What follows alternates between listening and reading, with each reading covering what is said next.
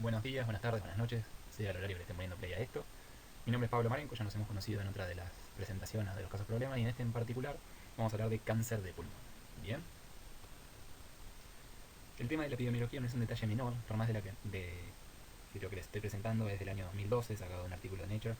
Básicamente el cáncer de pulmón es la primera causa de mortalidad en cáncer en ambos sexos y tiene una distribución particular a lo largo del globo. Hay lugares donde hay una incidencia muy alta, que son los países que van a ver en un color naranja más oscuro, y después se va a ir diluyendo la incidencia en otros colores. La Argentina está entre 21 a 30 casos por cada 100.000 habitantes, ¿bien? Pero esto se está relacionando básicamente con los hábitos de consumo de uno de los carcinógenos más importantes a nivel mundial, que es nada más y nada menos que lo que ustedes están pensando, que es el tabaco, ¿bien? Aquellos países donde hay un alto consumo de tabaco, en cualquiera de sus formas, aumenta en forma directa la incidencia de cáncer de pulmón en ambos sexos. Bien. Y una de las partes importantes es entender que lo esencial está relacionado con la histología. Lo que están viendo acá es un corte de un bronquio fuente donde van a encontrar cartílago hialino, una serie de distintos tipos de glándulas, y por otro lado, en la parte más superficial, en la luz del bronquio, se encuentran con este tipo de epitelio particular, que es un epitelio cilíndrico pseudoestratificado ciliado con glándulas caliciformes. Bien, esta es una parte muy importante a tener en cuenta. Viendo un bronquiolo, lo que van a ver es que van a seguir viendo este epitelio en particular, y ya en el espacio alveolar van a ver bronquiolos respiratorios y el espacio alveolar per se. Bien, a diferencia del epitelio que estábamos viendo antes, este es un epitelio cúbico simple, y después tienen todos los espacios alveolares compuestos por una capa muy finita de dos capas de células y los vasos que recorren por ahí. Y los factores de riesgo son esenciales a tener en cuenta. Bien, la imagen que tienen aquí a la izquierda es nada más y nada menos que uno de los principales investigadores argentinos de la primera mitad del siglo XX, que es nada más y nada menos que Ángel Honorio Roffo, y fue uno de los primeros investigadores a nivel mundial en publicar artículos donde relacionaba que el consumo del tabaco aumentaba la predisposición a tener cáncer. Bien, el tabaco y todos sus componentes llevan a una serie de cambios en el epitelio que predisponen a tener una neoplasia sumamente agresiva, que es el cáncer de pulmón. Bien, al aumentar o al tener un consumo de tabaco o de cigarrillos mayor a 40 al día, la predisposición a tener cáncer se multiplica por 60 veces respecto de la población en general. No son números menores y son detalles a tener en cuenta. Por otro lado, y esto es anecdótico, otro de los factores de riesgo para presentar cáncer es un contaminante natural, que es un gas inerte, que es el radón, que la señora que tiene ahí es Marie Curie, que recibió el premio Nobel por descubrir el radium y sus efectos. Y el radón es lo que se produce a continuación de la desintegración del radium. Bien, todo esto sale del uranio. Las cápsulas que usaban para tratar pacientes se rompían a veces, y el radium, que era lo que se utilizaba puntualmente, elimina un gas que se llama radón. No tiene olor, no tiene color, y es un factor de riesgo más. También hay factores ambientales, que es la polución, y todo eso hace un combo particular que aumenta la predisposición a tener cáncer de pulmón. En esta imagen lo que vemos es básicamente el epitelio normal de la vía respiratoria, que es un epitelio cilíndrico, ciliado, pseudoestratificado con células caliciformes. Bien, al recibir la agresión del tabaco, lo que sucede es un fenómeno llamado metaplasia, que ustedes ya conocen bien, donde las células madre que están en este epitelio se reprograman y forman un nuevo epitelio escamoso, estratificado, no queratinizante, que está en mejores condiciones de tolerar las agresiones de todos los componentes que tiene el tabaco, desde la alta temperatura, desde los benzopirenos y demás. Bien, al progresar en el tiempo el consumo y al progresar en el tiempo el contacto con los carcinógenos, lo que se va a producir es un fenómeno de alteraciones genéticas que se van a traducir en cambios morfológicos. Y en todo lo que ustedes ya fueron viendo, que son distintos grados de displasia, bien, con la pérdida de la polaridad celular, aumento en la cantidad de células, bien, y llega a ser un grado de displasia tan alto que es un carcinoma in situ. A diferencia de lo que han charlado en otras circunstancias, conmigo en particular en lo que es cáncer de cuello uterino, uno podía encontrar esas lesiones preneoplásicas o ese carcinoma in situ o todos estos fenómenos que estamos viendo acá en el cuello uterino porque estaban visibles. Ahora, el pulmón, al ser una estructura que tiene 40 metros cuadrados, bien, y al ser un lugar de intercambio gaseoso y demás, no es factible tener un método diagnóstico temprano que nos permita encontrar este carcinoma in situ.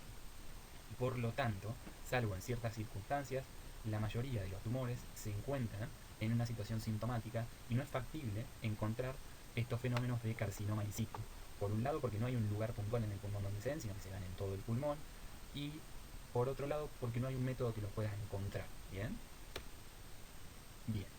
Ahora vamos a hablar de la clasificación histológica de estos tumores de cáncer de pulmón. ¿Bien? Lo van a encontrar igual en el libro. Bien, esto es una diapositiva, una presentación sacada de un artículo de Nature que es más sencillo o más visual. Disculpen que está en inglés, pero vamos a hacer que se entienda. Bien. Del total de los cánceres de pulmón, el 15% son de un tipo histológico en particular, que son tumores de pequeñas células, ¿bien? O microcíticos, lo pueden llegar a leer por ahí. Estos tumores derivan de todo un grupo de células neuroendócrinas que se encuentran en el árbol bronquial. Son tumores centrales en su mayoría, ¿bien? Que van a tener un comportamiento particular. Y cuando digo que tienen un comportamiento particular es que desde forma temprana tienen una capacidad metastásica muy alta a cualquier parte del organismo, sistema nervioso central, a nivel óseo, bla, bla, bla, bla. ¿Bien? Y tienen otra particularidad, que responden muy bien al tratamiento, y el problema está en que responden muy bien al tratamiento, pero uno termina seleccionando clones celulares que son resistentes a ese tratamiento, y es factible que una vez que bajó la carga de enfermedad vuelva a aumentar luego del tratamiento. ¿Bien? Después están el grupo de tumores que no son de pequeñas células, que son el 85%. Y los podemos dividir en dos grandes grupos. Aquellos que son los escamosos, que van a derivar de todo este fenómeno metaplásico y de displasia que yo les comenté, por lo tanto es factible que sean tumores más centrales, bien, y por otro lado el 70% van a ser no escamosos. El 90% de este grupo, bien, de estos que tienen acá, son los adenocarcinomas y van a tener distintos subtipos histológicos. Bien, este particular de acá, o el patrón lepídico, es aquel que va a estar relacionado con un fenómeno particular que es el único, que es un carcinoma in situ, y macroscópicamente se ve de una forma determinada y microscópicamente también. Bien, habiendo dicho esto, quiero que tengan en cuenta que los adenocarcinomas también están relacionados con el consumo de tabaco, así también los tumores de pequeñas células, y los adenocarcinomas tienen un subgrupo que se da epidemiológicamente en mujeres que nunca consumieron tabaco. Pero esos son un grupito muy chiquitito. Todos los tumores de cáncer de pulmón se relacionan con el consumo de tabaco. ¿Bien? ¿Qué otra cosa les quería decir? Que estos carcinomas, que son adenocarcinomas, van a derivar de las células que están en los alveolos y por lo tanto van a ser periféricos. ¿Qué sucedió a lo largo del tiempo? Que la mayoría de los carcinomas que había eran carcinomas escamosos. Y estos de aquí fueron en aumento en el último tiempo. La diferencia estuvo en cómo se formula el cigarrillo y el haberle agregado un filtro, lo cual obliga a los consumidores a dar pitadas más profundas y a llevar todos los carcinógenos a la parte más periférica.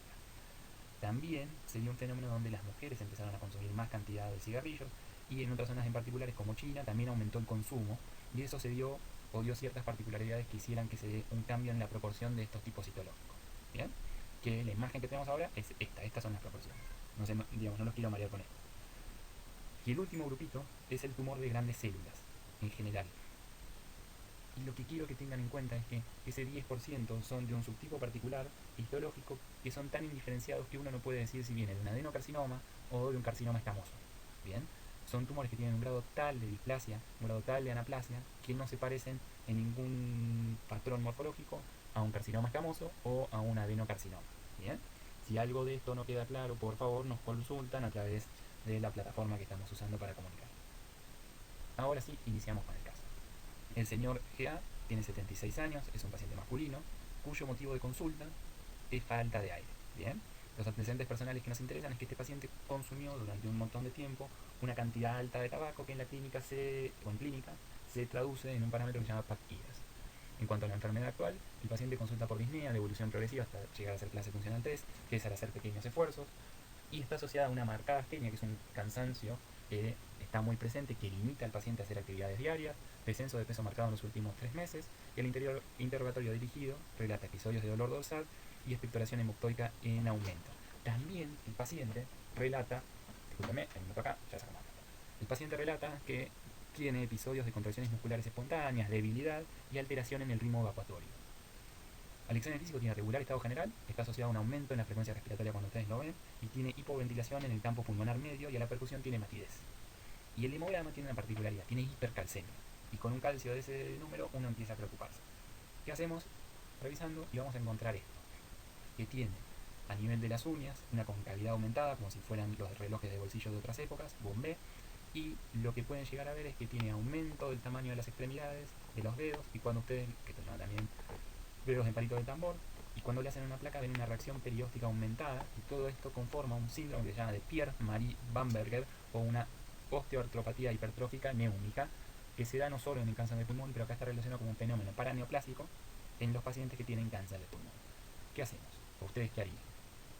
Continuamos con un estudio por imagen. Bien, esto es una tomografía de tórax con contraste, y lo que vamos a ver era lo que estábamos escuchando en el pulmón del señor. Bien, para que se den una idea dónde estamos, esta es la arteria pulmonar, la aorta ascendente, aorta descendente, estas son las venas pulmonares desembocando, bien, en la aurícula izquierda, y vamos a ver que tenemos toda esta masa de densidad aumentada que hasta oblitera la vena pulmonar y parte de la rama izquierda de la arteria pulmonar, y se continúa acá. Esta zona de acá es una zona de derrame pulmonar, y si se fijan, el tejido celular subcutáneo del paciente está bastante adelgazado, con lo cual se condice con el examen físico o lo que había relatado el paciente. Bien, tráquea. Esto debería ser el confluente yugulo-subclavio para formar la vena cava inferior, y seguimos observando toda esta masa que se va hacia el vértice del pulmón. Bien, el esófago un poco dilatado, y lo que van a ver, digamos, en esta imagen más inferior es una ventana pulmonar. Van a ver que el paciente tiene distintos grados de enfisema por sus antecedentes de consumo de tabaco, y como toda esta lesión no tiene un borde neto ni definido, bien, y genera alrededor del pulmón toda una reacción. Los cortes más superiores pasan por los riñones. Van a ver que lo que tienen acá es el páncreas, hígado, riñón izquierdo y riñón derecho, y sobre el riñón derecho, donde deberían encontrar la glándula suprarrenal, hay toda una masa expansiva en esa zona. Bien, el cáncer de pulmón tiene un comportamiento o tiene ciertos lugares donde es más factible que haga metástasis. Bien, puede ser que haga metástasis a nivel de los ganglios linfáticos regionales, puede ser que haga metástasis a nivel sistémica vía hematógena. Esas metástasis a nivel sistema vía hematógena pueden ser en el pulmón contralateral, pueden ser en particular en la glándula suprarrenal, que es lo que estamos viendo acá, en sistema nervioso central, puede ser que también tenga un aumento marcado de el número de metástasis a nivel hepático y del sistema nervioso central. Bien, continúo. Bien, y entramos a la parte donde cómo obtener la muestra y qué tipo de muestra obtener no es un detalle menor. Bien, ya tenemos claro que la lesión que tiene el paciente no es compatible con eh, algo que no sea una enfermedad oncológica, no pareciera TBC por la forma que tiene, y algo que les quiero comentar y no quiero que se olviden es que una de las complicaciones que puede llegar a haber al obstruir un bronquio fuente como se ve en este lado no es nada más y nada menos que al disminuir el diámetro de la vía aérea, lo que pasa es que se forme una atelectasia pasiva de ese pulmón. Al generar una presión parcial distinta de nitrógeno y demás, todo eso lleva a que el aire que se encuentra en el espacio alveolar se vaya acotando y ese pulmón colapse y el paciente pierda parénquima funcionante, por lo tanto explica la disnea que tiene. O que a expensas de esta masa que tiene se obstruya, se acumule secreción distalmente y eso se traduzca en una neumonía. Bien. Ahora, los carcinomas escamosos, como les dije hace un ratito, tienen una tendencia mayor a ser centrales, y eso nos permite tomar decisiones en función de cómo quiero obtener la muestra. Bien. En este caso en particular, por más de que es una lesión grande, pareciera salir desde uno de los bronquios. Lo que se puede hacer es una videobroncoscopía, que vamos a obtener esta imagen, y lo que se va a ver es que a nivel del bronquio fuente izquierdo, casi en la carina, lo que se ve es una masa mamelonada, bien, eritematosa y sangrante, que está obstruyendo parte de la luz. Y de esto yo podría tomar un cepillado a expensas de este elemento, que es un fibrobroncoscopio, o tomar una muestra de biopsia. Piensen que la cantidad de muestra que van a obtener es bastante chiquita. Otra opción que tengo, en caso de que el tumor sea más periférico, es tomar una biopsia directa TrueCut, que uno se va guiando con imagen tomográfica y lo que hace es introducir una aguja y sacar un cilindrito de tejido de esa zona en particular, con las complicaciones que puede llegar a haber. En caso, bien, de que yo tenga un extendido citológico, lo que voy a ver van a ser células aisladas, y en esas células aisladas va a haber patrones que me van a decir que estoy frente a un tumor. Lo que puede llegar a pasar es que esas células tengan un grado de displasia tal que hablen de que son células tumorales, que no se parezcan en nada a las células epiteliales normales de la zona, y en esta en particular lo que estamos viendo es que esta celulita se queratinizó. Bien. En este caso, lo que vamos a obtener es, si sacamos una biopsia, es una muestra de tejido. Y en ese tejido lo que estamos viendo es una estructura que se llama nada más y nada menos que perla córnea. No estamos viendo parénquima normal, todas las células que se ven son células tumorales, y esto podría ser cualquier tipo de carcinoma escamoso. Las perlas córneas son sinónimo de que estas células que tienen la capacidad de producir queratina se están queratinizando, y es lo lógico que hagan si derivan de una célula de tipo escamoso. Bien, van a haber catráfilas de cebollas de celulitas sin núcleos en el centro que se queratinizaron. Otra opción es que vean células aisladas que se queratinizan, eso se llama disqueratosis, y la otra posibilidad que hay es que vean puentes intercelulares entre estas células. ¿Bien? O que alguna de estas celulitas se queratinice sola, que era lo que les nombraba hace un rato de disqueratosis. Esto hace a un carcinoma bien escamoso, bien diferenciado. Solo por ser eso, tiene un poquito de mejor pronóstico respecto de un carcinoma pobremente diferenciado. Ahora, hagamos un paréntesis acá. Pensemos de dónde pueden venir todos estos tumores escamosos. si fuera otro tipo de paciente, no este paciente en particular, que tiene todas las chances y todos los riesgos de tener un tumor primario de pulmón, que llegamos a la conclusión hasta ahora que es un carcinoma escamoso. El pulmón también recibe metástasis y puede recibir tumores metastásicos que vienen desde otros lugares que son escamosos o tienen epitelio escamoso. El cervix, le habíamos hablado hace un tiempo, puede ser de esto. El esófago puede dar una metástasis a esa zona. La vía respiratoria alta, ya sea por un lado la cavidad oral. Tumores de hipofaringe también podrían hacerlo. Bien, van a dar un carcinoma escamoso de las mismas características. Y uno se va guiando en función de la epidemiología del paciente y por otro lado desde la inmunistoquímica, que lo vamos a ver en las próximas diapositivas. Ahora, esta imagen, si ustedes la ven y la comparan con las anteriores, puede ser cualquier cosa, básicamente. El nivel de anaplasia que tiene este tumor es tan alto, las células no se parecen, no forman ningún tipo de estructura entre sí, los núcleos no se parecen. Esto puede ser básicamente cualquier tipo de tumor o haber derivado de cualquier tipo de célula. Bien, y esto es un tumor de alto grado o un tumor altamente anaplásico. Los hay en el pulmón y estos serían ese grupito de cáncer de pulmón de grandes células, donde yo no puedo decir de dónde vino o de qué tipo de célula derivó, digamos, si derivó de un neumonocito o derivó de ese epitelio que había sufrido una metaplasia. Bien, la herramienta principal que yo voy a buscar para terminar de definir si esto es un adenocarcinoma de pulmón o un carcinoma escamoso de pulmón se llama inmunistoquímica. Y la inmunistoquímica básicamente es usar un anticuerpo monoclonal X, que yo ya sé contra qué tipo de proteína o contra qué se dirige, incubarlo en ese tejido, que es muy poquito que tengo, bien, y hacer una reacción enzimática, ya que la célula, digamos, ese anticuerpo monoclonal lo tenía, con una enzima, y lo que van a ver es todo este depósito ocre en las células. Fíjense que esto es una citoqueratina y esto es una proteína particular relacionada con la familia de las proteínas P53, que es la proteína P63. Esta marca núcleo. Lo que ustedes están viendo acá son un grupo alto de células que son positivas para esta proteína en particular, que está marcando el núcleo, y esta, que es una citoqueratina de un tipo en particular, que es la citoqueratina 5, está marcando el citoplasma de la célula. En caso de que yo tenga duda de dónde venía ese carcinoma escamoso de pulmón, yo puedo llegar a la conclusión a través de esta herramienta, que es la inmunistoquímica, con marcadores puntuales que hablan que viene del pulmón. Otro marcador que pueden llegar a leer en el libro se llama TTF1, pero no es exclusivo de pulmón, ya que también puede haber otros tumores que también sean positivos y sea una metástasis de pulmón. ¿Bien? De ese tumor al pulmón. Estas son imágenes macroscópicas, que lo que ustedes están viendo es otra manera diferente de ver esa masa que veíamos en la tomografía que les había presentado. Fíjense cómo pueden llegar a ser por un lado una masa que obstruye la luz del bronquio, con las complicaciones a distancia que nombramos hace un ratito, que sea lo suficientemente grande como para que invada en forma directa el bronquio fuente, o generar metástasis a nivel nodales de los ganglios linfáticos intertraqueobronquiales, tener zonas de necrosis centrales, y si yo les digo que este es el bronquio fuente izquierdo, ¿bien? ¿Qué nervio pasaba por debajo de ese bronquio fuente en particular? Algo que no pasaba en el derecho. Y si lo están pensando bien, recuerden que las cuerdas vocales, en particular la cuerda vocal izquierda, estaba inervada por un nervio que daba, digamos, una rama del vago que daba una vuelta por debajo del callado de la aorta y estaba cerca de toda esta estructura, y el paciente puede tener distintos grados de disfonía, por ejemplo, ya que se genera una parálisis de esa cuerda vocal. Esto pareciera ser el pulmón izquierdo, solo tiene dos lóbulos y esta es una de las fisuras que vemos, donde esta gran masa que está acá se está cavitando porque produce todo un grado de necrosis tan alto que se termina cavitando, y es lo que van a ver en una imagen. Bien, estas imágenes en particular no son de una cirugía, porque uno no operaría a un paciente en estas condiciones, son resultado de una necropsia. Me quedo la pieza quirúrgica, además esto creo que lo hicimos. Si queda alguna duda, consulta. ¿Y qué otros datos de la historia clínica se relacionan con la enfermedad actual del paciente y cómo lo relacionan con el laboratorio?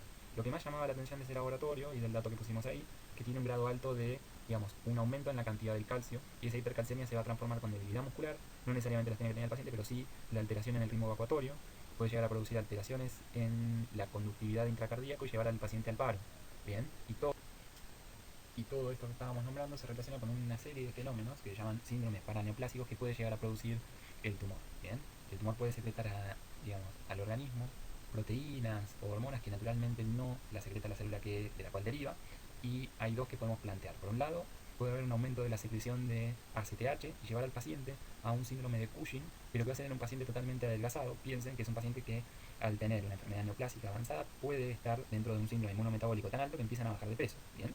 Y por otro lado, puede llegar a producir, que es la imagen que tiene abajo, una paratormona-like, que tiene la misma actividad que la paratormona, que es activar el clorplasto por un lado, y por el otro lado hacer que aumente la reabsorción de calcio a nivel del riñón, y que el paciente tenga un aumento muy alto y muy pronunciado del calcio, lo cual puede ser de un pronóstico bastante problemático en lo agudo. Bien, Todos estos son síndromes paraneoplásicos, al igual del que lo nombré antes, o que vimos antes, que era la osteoartropatía. ¿Qué otro síndrome paraneoplásico puede llegar a haber? Un símil miastenia gravis, ¿bien? Y, bien, este es el intento número 3 de grabar esta diapositiva, así que vamos a empezar desde cero de vuelta. Hay una situación en particular donde el mismo carcinoma escamoso que estamos hablando se produce en el vértice pulmonar, ¿bien? Al producirse en el vértice pulmonar va a generar distintas cosas. Va a haber invasión, tengan en cuenta que los tumores invaden y reemplazan el tejido en el cual están tomando contacto del plexo braquial, por lo tanto el paciente va a tener debilidad de todo este miembro superior. Por otro lado puede ser que el laringio recurrente, si es del lado izquierdo que estamos hablando, que es rama del vago y que va a inervar a las cuerdas vocales, se invada y genere una parálisis de la cuerda vocal, o directamente esté generando una invasión del nervio derecho, ¿bien? Y que el paciente tenga disfonía y parálisis de la cuerda vocal. Y por otro lado, en esta zona, si se acuerdan de algo de anatomía, estaba el ganglio estrellado. El ganglio estrellado era la segunda vía neuronal, la segunda neurona de la vía simpática, perdón, ahí está, este fue el momento donde tuve que parar en la diapositiva anterior, que va a inervar al elevador del párpado superior, al músculo del iris, y lo que va a generar es una alteraciones en el diámetro de la pupila de los ojos. Va a haber una, ya no me acuerdo el nombre, perdónenme, y va a caer el elevador del párpado superior, que también está inervado por el simpático, y por otro lado va a haber anhidrosis y el paciente va a tener el ojo seco porque está inervada la glándula lagrimal también por este nervio. ¿Bien? ¿Cuál es el pronóstico del paciente y qué órganos estudiarían? Haríamos una tomografía, podríamos hacer otro estudio que se llama un PET y demás, pero básicamente estamos hablando de lo mismo. Son tumores que tienen un pronóstico malo porque se presentan en la mayoría de los casos en un estadio sintomático. Si el paciente tiene síntomas por el tumor, quiere decir que ese tumor es lo suficientemente grande como para producirlo. ¿Bien? Y al no tener un buen método diagnóstico que encontremos en forma temprana la enfermedad, la realidad es que hacer tomografías a toda la población o a todos los pacientes de riesgo de tener cáncer no ha dado un resultado mejor que no hacerlo, bien, no aumenta la sobrevida y demás. Lo que vamos a buscar van a ser zonas donde puede haber metástasis y las vamos a descartar. Y gran parte del pronóstico del paciente está en eso, en qué tan alta es la carga de enfermedad que tiene, qué tan entero desde el punto de vista físico está. No es lo mismo este paciente totalmente adelgazado, con astenia marcada, con un síndrome paraneoplásico, que el mismo paciente sin todas estas condiciones. ¿Bien? Y por otro lado, estamos en la era de las pequeñas moléculas y los tratamientos dirigidos. Lo que se puede hacer es ir a buscar mutaciones puntuales que tienen estos tumores y utilizar las herramientas terapéuticas que tenemos para tratar. ¿Bien? El pronóstico de nuestro paciente en particular es malo, de hecho el paciente murió antes que nosotros podamos darle tratamiento, pero hay todo un grupo distinto, hay todo un espectro de pronósticos que va a haber dentro de estos pacientes. ¿Bien? Y por último, lo que los quiero dejar, ya que van a tener un poquito de tiempo libre, gran parte de que, o uno de los responsables de que podamos hacer inmunitoquímica, es César Miste, que fue el tercer y último premio Nobel argentino. Era químico y egresado de la Universidad de Buenos Aires, a diferencia de los otros dos que son Leluar y Hussein, que son egresados de nuestra casa de estudios. Bien, Miste lo que pudo llegar a hacer es plantear la posibilidad de un método para producir anticuerpos monoclonales, y eso fue algo que cambió la ciencia desde todo punto de vista, y eso lo llevó a recibir el premio Nobel. Bien, hay una película que está, y es un documental hecho por una de las sobrinas de Milstein, bastante interesante, que calculo que en este contexto de pandemia tienen algo de tiempo libre para mirarlo. ¿Bien? Les mando un saludo a todos, espero que se encuentren bien, espero que estén siguiendo las pautas que estamos intentando seguir todos, y espero que estén estudiando bastante. Nos veremos si todo esto se termina en algún momento y si no quedará en audio. ¿Bien? Nos contactan a través de Classroom. Hasta luego a todos.